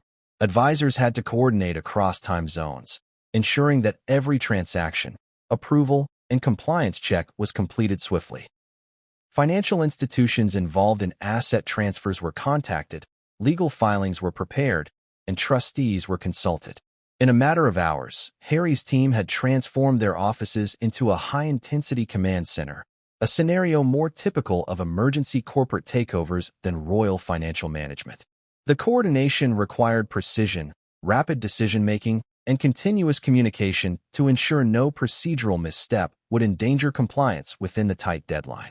Complicating matters, media speculation intensified the pressure. Headlines across major outlets highlighted the urgency of the payment and raised questions about potential consequences if Harry failed to comply. Analysts debated whether the 48-hour mandate was a symbolic show of parliamentary power or a substantive legal requirement. Social media discussions, trending hashtags, and opinion pieces added layers of public pressure, creating a sense that every move by Harry or his advisors was being scrutinized in real time. The convergence of financial, legal, and media stress created an environment of extraordinary urgency and visibility. In response to the public attention, Harry reportedly considered issuing a statement to clarify his position and reassure the public that he was taking the mandate seriously. However, crafting a carefully worded communication was fraught with challenges. The statement needed to acknowledge the obligation, outline steps being taken to comply, and avoid language that could be interpreted as defiance or evasion. Sources suggested that Harry's communications team worked around the clock to draft, review, and approve messages, coordinating with legal advisors to ensure compliance without compromising legal strategy. Beyond the immediate logistical and legal concerns, Harry also had to contend with the psychological and emotional strain of the situation. Multiple insiders described the stress as intense, highlighting the unique pressure of managing a high-stakes financial and political crisis in the public eye. Advisors emphasized the need for clarity of thought and disciplined decision-making, recognizing that panic or miscalculation could have far-reaching consequences, both financially and in terms of reputation. This was not merely a question of money. It was a test of crisis management, strategic thinking, and resilience under extraordinary scrutiny. Ultimately, the combination of rapid asset assessment, legal review, coordination with trustees, and media management constituted a comprehensive emergency response strategy.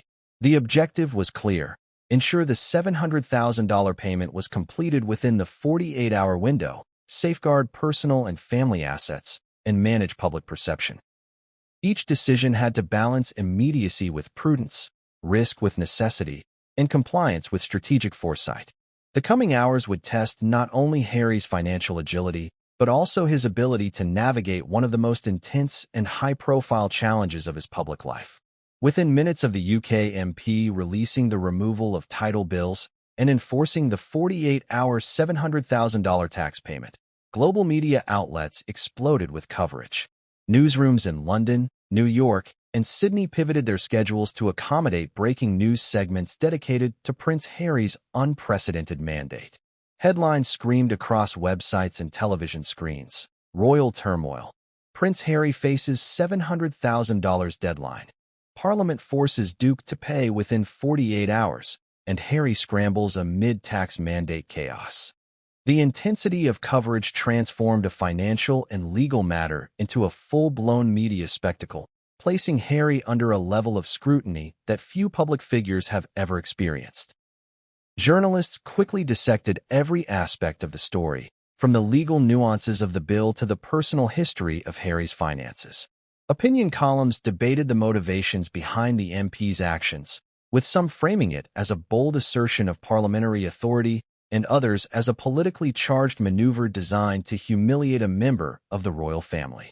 Media experts highlighted how social media amplified the story, with trending hashtags such as #HarryTaxCrisis, #RoyalMandate, and #48-hour deadline dominating discussions on Twitter, Instagram, and TikTok.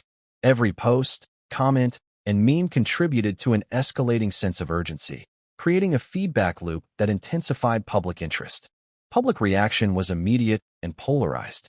Traditional royal supporters expressed sympathy for Harry, emphasizing his lifetime of service, charity work, and the unique pressures associated with his position. Social media posts praised his resilience, with many commenters urging calm and reminding the public that even royalty can face bureaucratic and financial challenges. Conversely, critics seized the opportunity to question his financial management, lifestyle choices, and entitlement. Pundits speculated about whether the tax payment was a symbolic gesture, a punitive measure, or a test of Harry's accountability. The sheer velocity of public discourse ensured that Harry's every decision over the following 48 hours would be dissected, analyzed, and debated in real time. Simultaneously, entertainment outlets framed the story as the latest chapter in what they described as the Harry saga, drawing connections to past royal controversies. They highlighted his financial independence from the crown, his Netflix and Archewell earnings, and previous disputes over public funding, positioning the 48-hour mandate as both a legal challenge and a cultural spectacle. Experts in media and public relations noted that the story had all the elements of a global viral event: royalty, high stakes, urgent deadlines, and the potential for personal drama. The narrative was irresistible to audiences worldwide, capturing attention in ways that extended far beyond traditional news reporting. Social media influencers quickly joined the conversation, producing reaction videos, memes, and commentary threads that dissected Harry's predicament with humor, speculation, and criticism. Analysts observed that viral engagement often outpaced traditional reporting, meaning that even accurate news updates were being amplified alongside rumors, speculation, and opinion. In a matter of hours, the story dominated trending topics on multiple platforms, with millions of views, shares, and interactions. This level of attention created both opportunity and risk. It amplified Harry's message but also increased the potential for misinformation, misinterpretation, and reputational damage. Public figures and celebrities weighed in as well, adding further complexity. Some expressed support for Harry, citing personal experiences with high-pressure financial obligations, while others criticized him for perceived extravagance or mismanagement. Each statement contributed to a climate of hypervisibility, where every comment was dissected for underlying meaning, strategic intent, or political alignment. Analysts highlighted that the combination of legal urgency and public scrutiny created an unprecedented scenario, placing Harry at the intersection of media frenzy, political enforcement, and personal accountability. International media also elevated the story to a geopolitical context, noting that the enforcement of a 48-hour payment by Parliament was highly unusual and rare in modern legislative practice. Comparisons were drawn to historical cases where royals or public figures faced sudden financial demands, emphasizing how unusual and high-profile the situation had become. News segments provided context by exploring the legal framework of parliamentary authority, the history of royal taxation, and the implications for future interactions between the monarchy and elected officials. Meanwhile, opinion polls indicated a nation divided. Surveys suggested that a significant portion of the public believed that Harry should comply immediately to demonstrate accountability, while others argued that the Parliament's mandate was excessive and punitive. Social media data reflected this division, with heated debates spanning across continents. Analysts emphasized that public sentiment was a critical factor because perception would influence both Harry's immediate decisions and the narrative framing in traditional and digital media. Harry's team reportedly engaged media consultants to manage coverage proactively. Strategies included controlled statements, monitored leaks, and selective clarifications designed to balance transparency with privacy. Even small nuances in tone, phrasing, or timing were calculated to maintain credibility while reducing sensationalist speculation.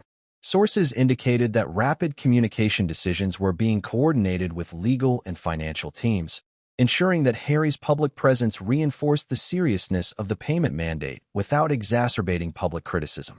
The narrative quickly expanded beyond the immediate tax issue. Commentators explored the broader implications for royal titles, financial independence, and constitutional precedents. Some framed the story as a cautionary tale about personal responsibility and public scrutiny for high-profile figures.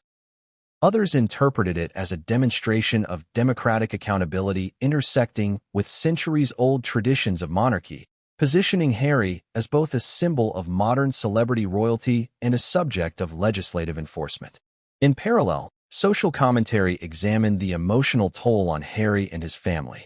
Analysts speculated about the stress associated with sudden financial obligations, legal pressure, and relentless media scrutiny.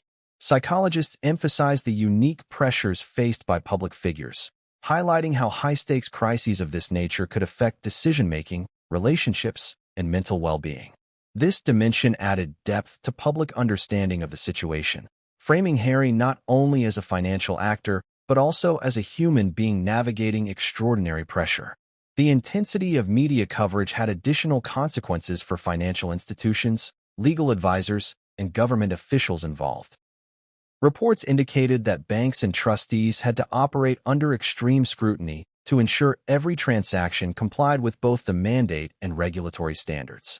Simultaneously, government officials faced questions from Parliament, the press, and international observers about the precedent being set, enforcement procedures, and potential legal challenges. The ripple effects underscored how a single parliamentary action could trigger cascading impacts across multiple sectors, highlighting the intersection of law, media, finance, and public perception. By the end of the first day following the announcement, the story had firmly entrenched itself in public consciousness. Social media analytics, search engine trends, and news cycle monitoring all indicated a global fixation on the unfolding events. Harry's financial maneuvering, legal consultations, and strategic communications became points of public fascination, demonstrating the power of immediacy, visibility, and narrative construction. For audiences, the situation was no longer just about a payment deadline. It was a multifaceted spectacle combining royal history, financial strategy, media engagement, and public scrutiny, all converging on an extraordinarily compressed timeline.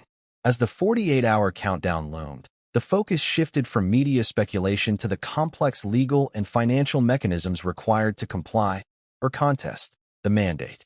Prince Harry's legal team, already on high alert, scrambled to analyze the parliamentary bill, its statutory authority, and any potential avenues for challenge.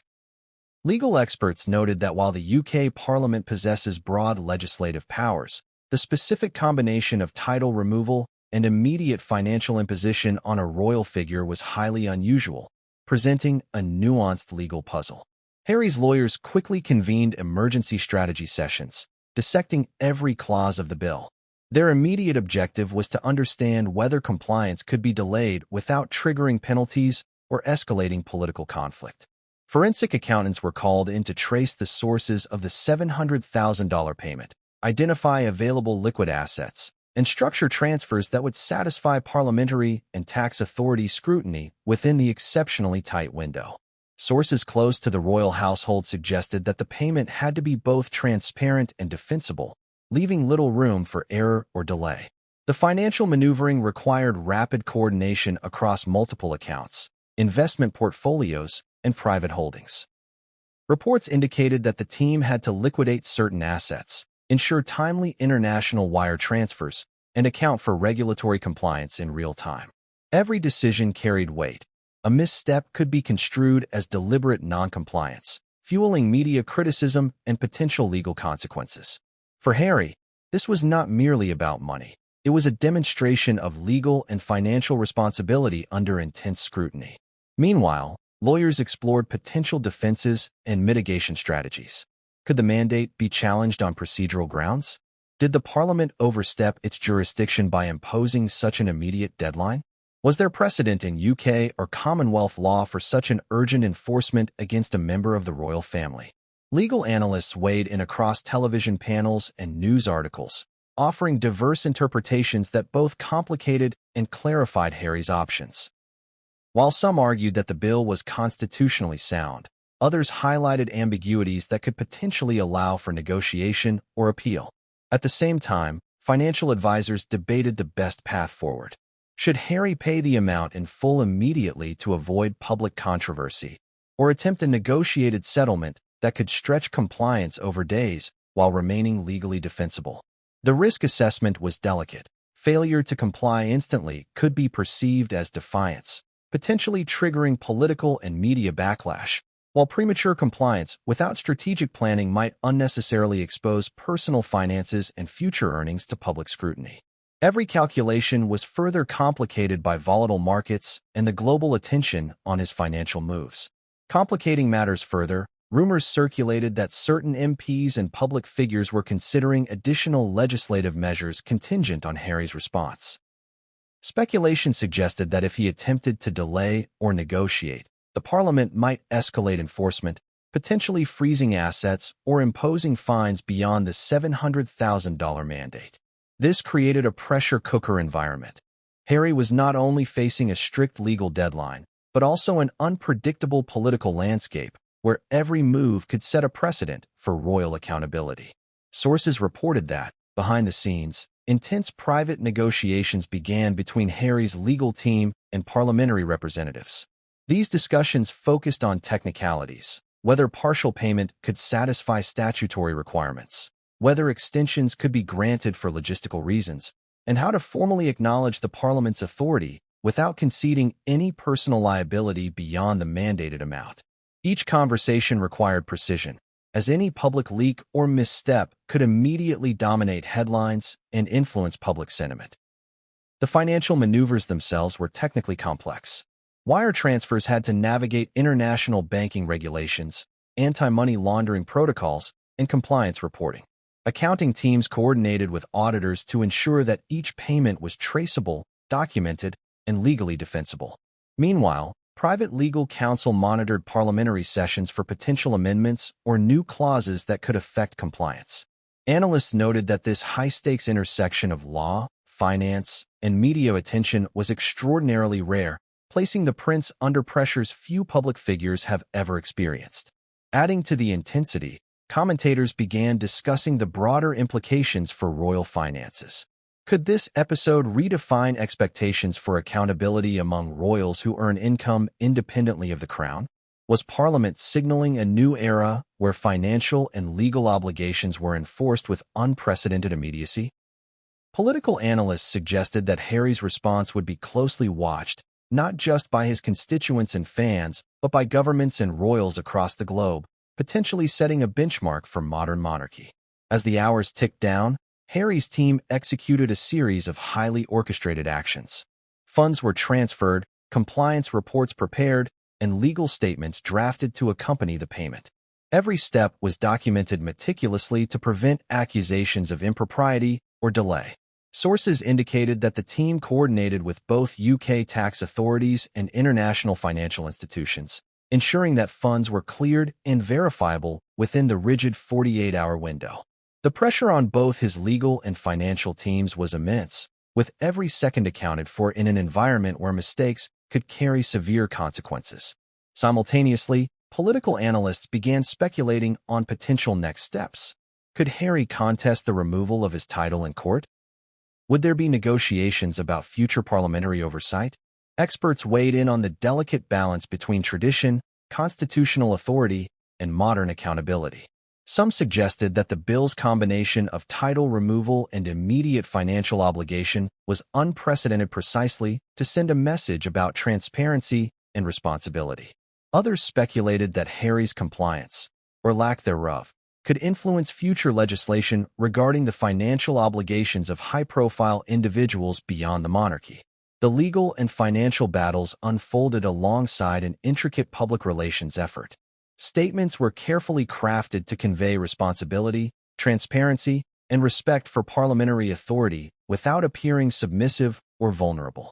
Every press release, social media post, and interview excerpt was scrutinized for tone, content, and timing.